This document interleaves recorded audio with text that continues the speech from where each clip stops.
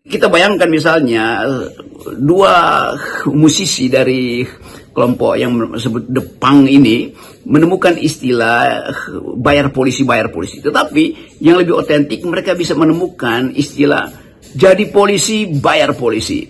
Jadi bagian itu betul-betul menggambarkan suasana batin dari rakyat Indonesia yang bahkan menginginkan jadi polisi tapi nggak mampu jadi polisi, nggak bisa bayar.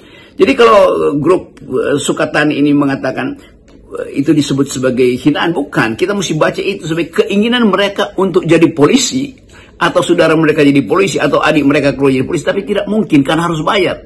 Jadi satir itu betul-betul satir yang cerdik, yang nggak mungkin dibuat oleh kalangan Basar Mulyono yang nggak mampu bahkan membuat kalimat utuh dalam bentuk yang sederhana kan. Nah, sinopsis ini yang sering kita anggap bahwa satu kalimat dia bisa mengubah konstelasi narasi politik kita. Bayar polisi itu narasi pendek yang menggambarkan badai baru yang ditiupkan dari gitar atau teriakan panggung dari kelompok punk rock ini kan.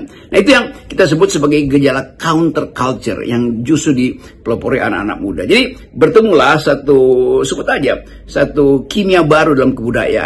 Ada protes anak-anak siswa di Papua. Ada gejala yang dibaca dengan baik keresahan publik ini lalu diucapkan dalam bentuk yel-yel bayar polisi, dan ada sinopsis kebudayaan atau sinopsis politik yang diucapkan oleh para mahasiswa, yaitu Indonesia gelap. Nah, bayangkan misalnya kalau sumbuh kebudayaan ini diasuh dengan baik, harusnya Presiden Prabowo berterima kasih itu.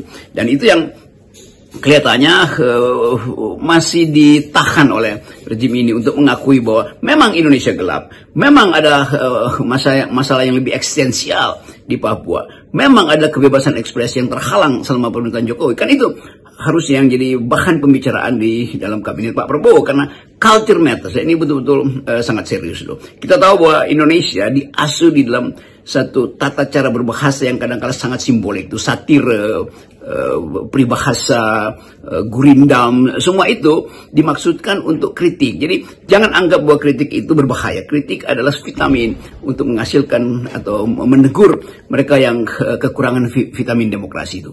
Sebenarnya kalau kita